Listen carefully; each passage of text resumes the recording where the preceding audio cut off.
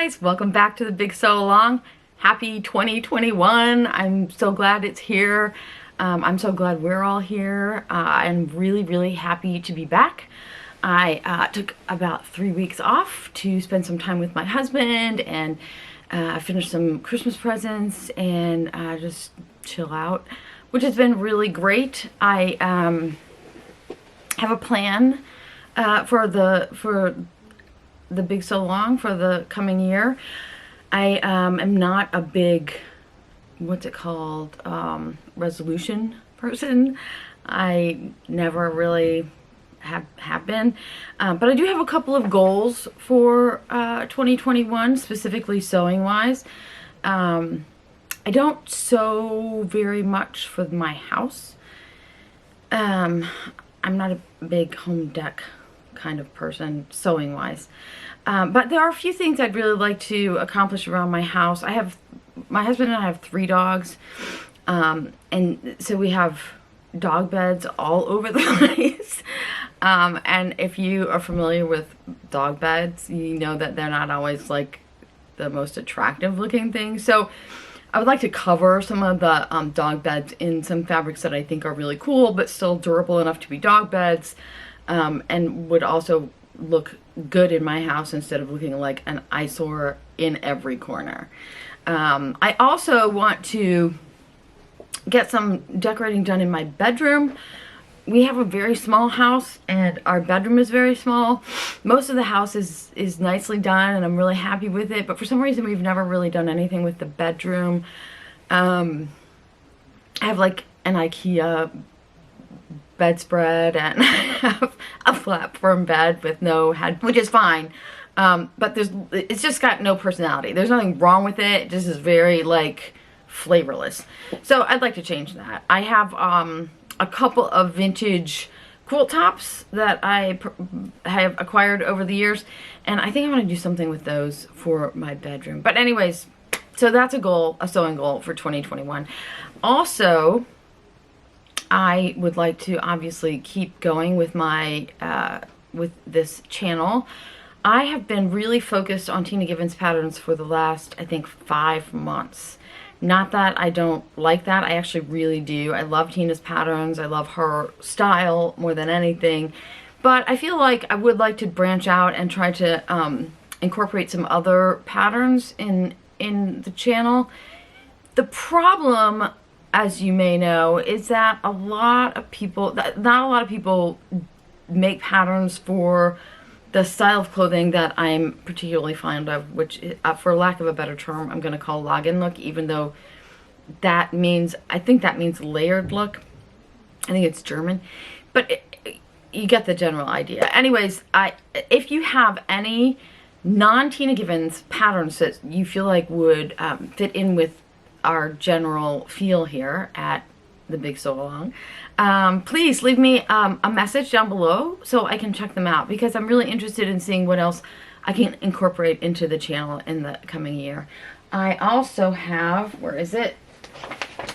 I'm super not organized person, but I have a binder for this year. I don't make a lot of plans in advance, but I want to plan things out a little more than I have up to now. So that's what this is for, and that's what I've been working on for the last 3 weeks. So we'll see how it goes. I have high hopes. For today, I do have some stuff to show you. I have, let's see, I have a lot actually. I have 1, 2, I think I have 5 dresses. 6, because one of them I did twice. The first 2 are just utter failures. I'm just gonna say that right up front. The next one was okay, and then I remade it, and I like both. So the first version I'm gonna have to alter a little bit, and then the last 2 are really successful. So there's that. Now, in light of the fact that I've worked on dresses for the last 3 weeks, and a lot of times I think with Tina's patterns, these all 5 are Tina Gibbons patterns, by the way. A lot of times I think that people have issues with the arms and armholes in Tina's patterns. So later on, I'll show you a little tutorial on how I check the arms and the armholes and the sleeves. And then I will also, I have a little tutorial on how I transfer the armhole from a pattern that I know works for me onto a Tina Gibbons pattern, so that I don't really have to worry about it if it looks like it's a funky armhole to begin with. Also, in light of it being a new year and having a few goals, one of the things I decided to do for this channel is start a new segment called Vocabulary. And that's where the armhole situation comes in. Our vocabulary word for the day is armscye. It is spelled A-R-M-S-C-Y-E. It's pronounced armscye, like arm sigh. Or also the S can be pronounced as a Z, so armscye. A lot of times people get this mixed up and they will say arm scythe, C-Y-T-H-E, which is a tool you use to cut down grains. Or a lot of times people get use the term arm's eye, like eye. Also, so both of those make sense, but they're not correct. The word is armscye. It's one word, A-R-M-S-C-Y-E. And just for a little, what's it called? Backup, I guess. I don't know. Just for your edification. According to Merriam-Webster's dictionary, armscye is, the definition is armhole. Specifically in tailoring and dressmaking, the shape or outline of the armhole. In any case, I always thought that armscye must be a French word or a derivative of a French word, since so many terms in sewing and in fashion come from the French. But apparently, scye is actually from a Scottish word, so who knew? Alright, so our word today is armscye, and the dresses we're going to talk about we're going to start with the fails. The first one is trip. I've had this pattern for a while and I was really excited to make it. I love the look of it in the picture, and I really thought that this was going to be like a no-brainer, except for I was aware, because it has a set-in sleeve and that's often an issue. I was careful about that. I checked to make sure the sleeves were going to fit into the armhole, and I checked the shoulder seams to make sure that they were roughly the right size. The bodice of this actually went together pretty well. The sleeve was a little bit small for the arm side, but I fixed that pretty easily. However, the skirt on this was a disaster, and I'll tell you why. So the bodice of the trip is cut with a curve in the front and in the back, like a real curve, and the bottom panel, the skirt panel, is not. It's cut on the straight grain. So when you put the two together, and then there's a big pleat, a relatively large pleat on both the center front and the center back. So when you put those two edges together, you get some weird looking lumps around the center front and the center back, where those pleats are, actually just all over. It just doesn't lay nicely, because the contoured edge of the bodice, if you sew it to a straight edge, is not going to lay very nicely, and in fact it doesn't. So I'll tell you what I did. I'll show you my pictures here of the one that I made. I recut the top of the skirt with the same lines as the bottom of the bodice, so that they matched more or less. That did make it lay much more nicely. I also removed the pleats from the front and the back. I just didn't see the point in trying to fight with those anymore. And then once I did that, instead of having the wrap front bodice and then attaching the skirt, I just attached the skirt and made it like a wrap dress. You can see from my expression in these pictures that I'm not really thrilled with it. And to be honest with you, I think now, looking back on it now, I think it's probably fine. I was just really disgusted with the whole project by that point. And yeah, I'm gonna have to wait and see. I may wear it a couple of times and see how, if it grows on me, and if it doesn't, I'll take it apart and use the fabric for something else. Okay, fail number 2 was the Silah, or Silah, S-I-L-A-H. I'll put a picture here again. Now, again, in this picture, I really love this dress. There are a couple of problems I had with it. First and foremost, I'm going to show you a picture of the line drawing from the actual pattern here. You can see that this dress is a cone. And if you look back at the original picture, I'll put up here, it looks to me like there's actually something like a shoulder, like a seam of some sort holding it here. Because without that, we'll go back to the cone picture, there's nothing to hold it up, which means that it falls down as far as it can go. Originally it was too big, it literally fell off all the way down. I made it smaller, that wasn't really that big of an issue. I made it smaller, and it still falls down as far as the cone will let it fall, which is, again, which is okay, except that it really restricts your movement.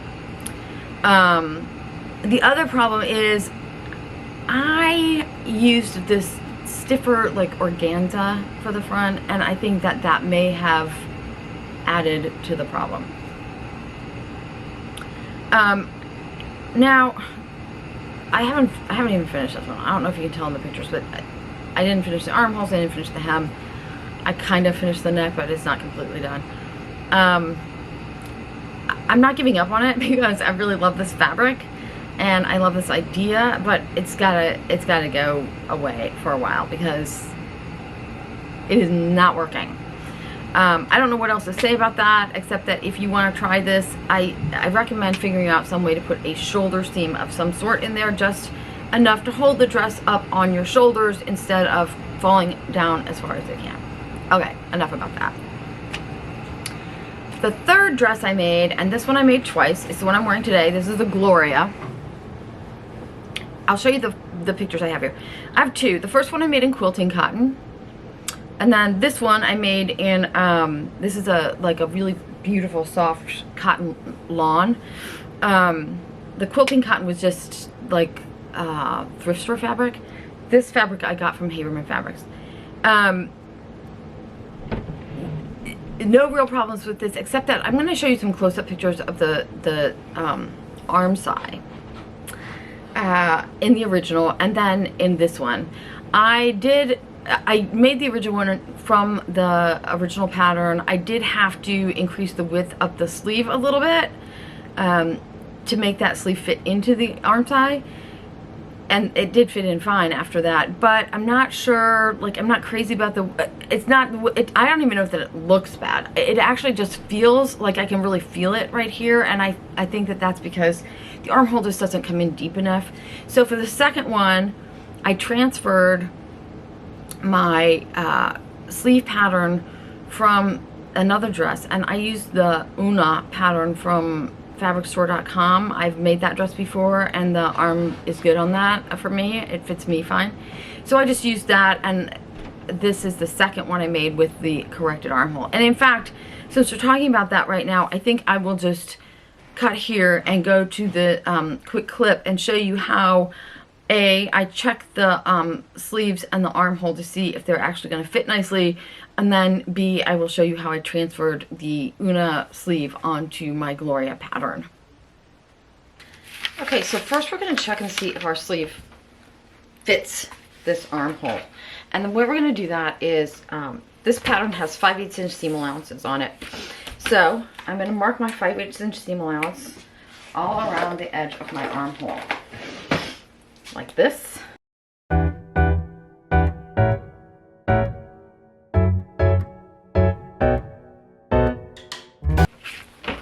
And now I'm going to do the exact same thing on the sleeve pattern. Now this one, like a lot of Tina's patterns, this sleeve is cut on the fold, so you won't have a seam allowance on this end, but you will have one down here, so you want to mark that off.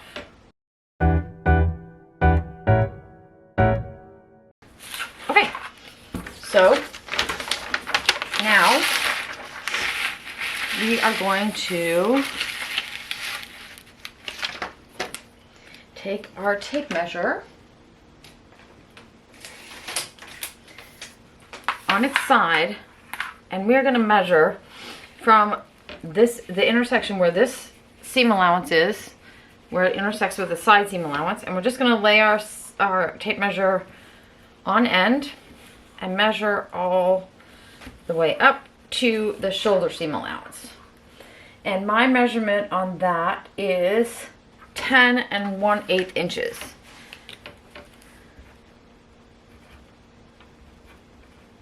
Now, in order for my sleeve to fit into my arm side, this measurement on here, this seam allowance, should also be 10.18 inches. So let's see what that is.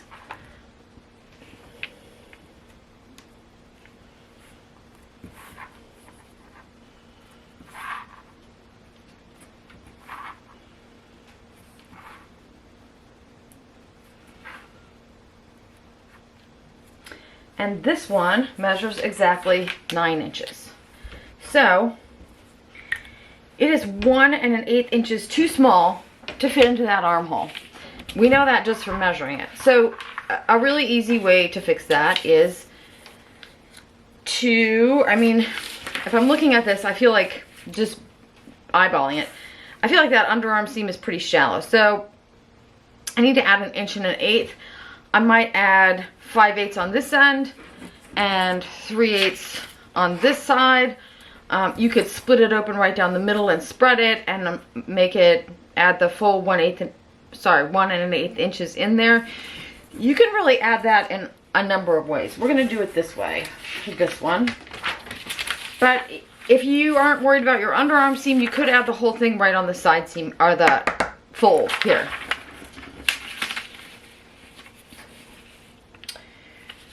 And I already know that the width of this sleeve down here is fine on me, but check this first, because if you need to add width, you can determine whether or not you need to add it all the way down or just at the top. Now on this one,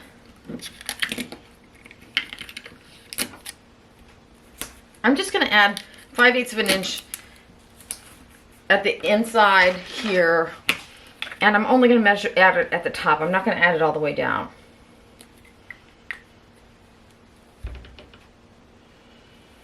That's 5/8 right there. So I could do it like that.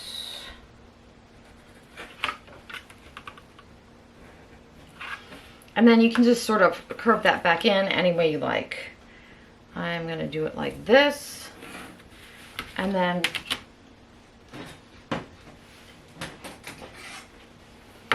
curve that out just a little bit. So that's 5/8. I still need 1/2 inch added to my pattern, and I am going to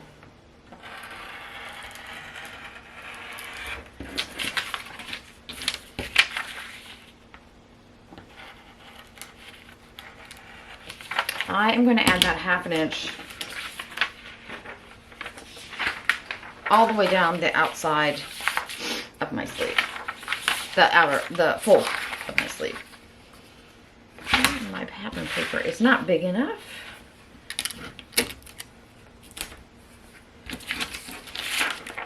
So this, we're just going to do it like this.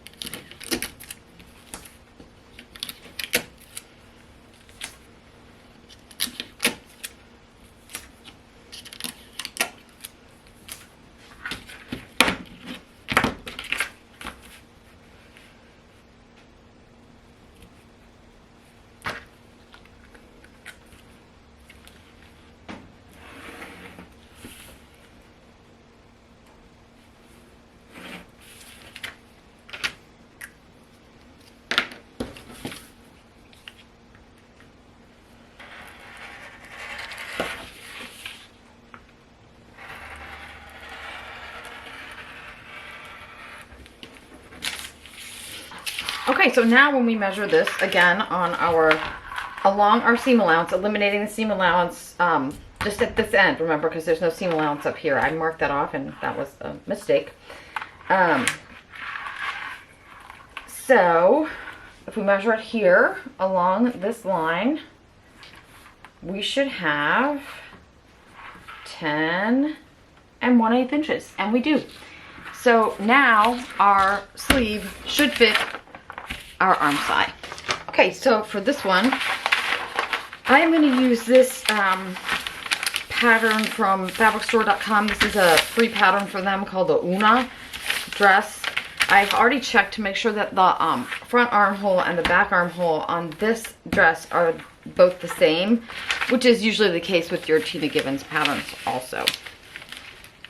You can use a pattern where it's not the same, where the back is different than the front a little bit, but you're going to have to trace it out twice, that's all.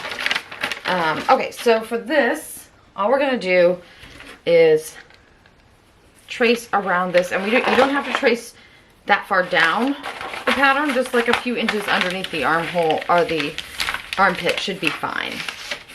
And on this one, I'm going to line the front up right with that front edge. I already know that this Una dress fits me well in the shoulders and in the arms, and it's fine in the bust. It fits me the way I like. On mine, I am going to trace the neckline on this also, because I need to lower the neckline on my Gloria. But you don't have to trace the neckline in order to do this. You just want to make sure that you trace the shoulder seam and make a notch where the shoulder meets the neck, so it looks like that. And then we're just going to go around the armhole, just exactly like this.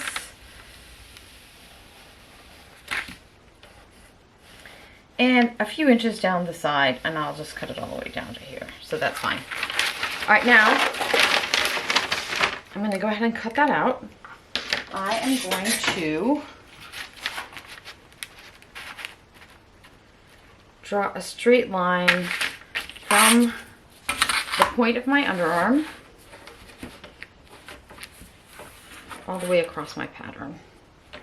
And you'll see in a second, that's really just so I have something to line it up with.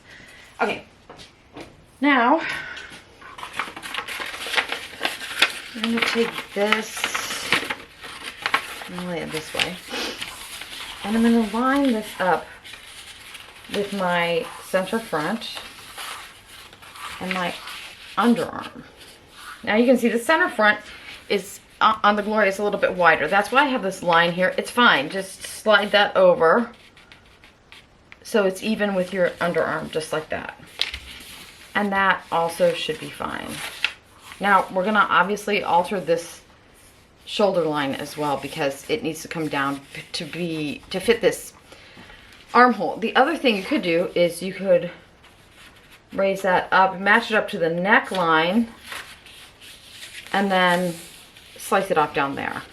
I don't think it matters either way, as long as you keep the armhole the same.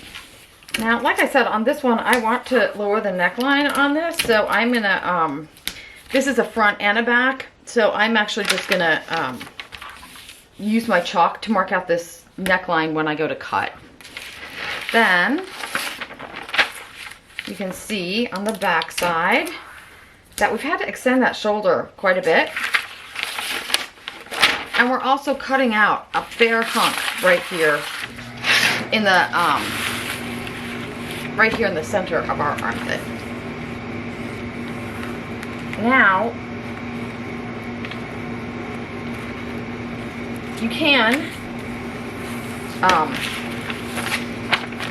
go ahead and trace out your sleeve from the pattern you're copying and put it with your dress so you have it together, or you can just make a note on your pattern that that's the sleeve that you use, so that you know next time you go to cut this pattern, that's the sleeve you need to cut. But just for the sake of understanding here, this is our Gloria sleeve, and this is the sleeve from the copied one. This is the center of our sleeve, and this is the center of our Gloria. You can see how much different that is. Can you see how different that underarm is from that underarm? and also how much shallower this is from here to here. That's where a lot of those fitting issues come in, and that, you know, you're just gonna have to play with different patterns until you find a sleeve that you really like. But you can see if I place this right here at the center, I mean,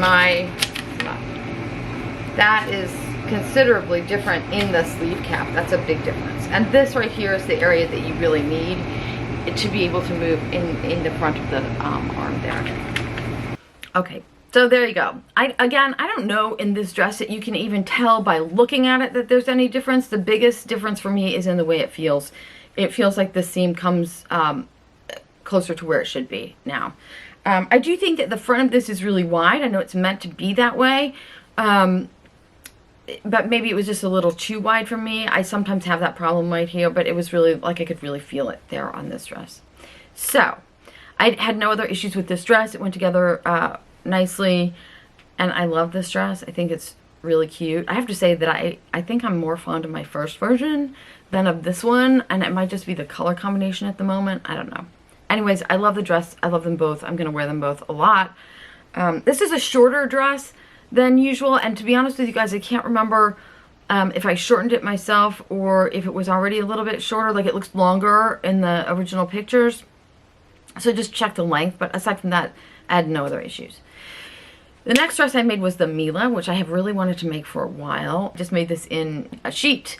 I did do the sleeve alteration that I just showed you. I didn't bother, the sleeve was too small, but I didn't bother trying to adjust the sleeve because I could tell from looking at the armhole that it was going to be the same as this one. So I just went ahead and transferred my sleeve, my arm side onto that, onto the Mila pattern, and it was fine. It worked perfectly well. Again, that is the only thing I did to this pattern in terms of alterations, and I love it. I actually even love it in a sheet. It's so cute. I can't wait to make this one again. I've seen a few of those on Facebook and on Instagram, and they're all really cute, but I love mine. Okay, the last dress is the Rosette. And I had made the Rosette slip earlier in the fall. I made it from a fabric remnant. So I knew the size was good, like in terms of like the bust measurements, and the armhole on the slip was fine. I don't remember the neckline being too low for me in the slip, and I've worn it a few times, but I may have changed that. I don't know, in the slip, I can't remember. But in the Rosette dress, again, I just used a remnant for this, so my dress here is about 4 inches shorter than the pattern pieces, and that's just because that was the length of fabric that I had. And then I added ruffles to the neck and plain regular ruffles to the sleeve and to the hem, and I did that just to like punch it up because it was really a wearable muslin.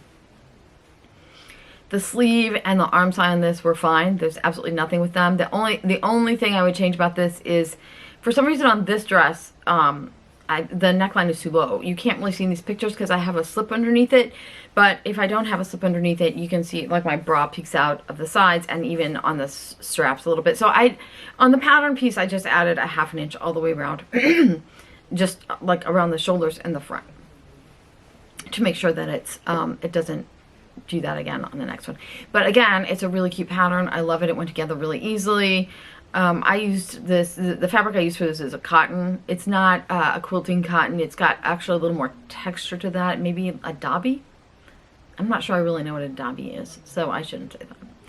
It's some kind of textury vintage cotton from probably the 70s, maybe 80s. Anyways, it came out really cute. It was easy to make. I love it. I will make it again for sure. And that, my friends, it's all I have for you today. Thank you so much for coming. Thanks for spending time with me. I'm really glad to be back. I'm really excited for 2021. Again, if you have any patterns that are your favorites, just leave me a picture, leave me a link or a comment below so I can look them up. And that's it. I will see you guys in a week.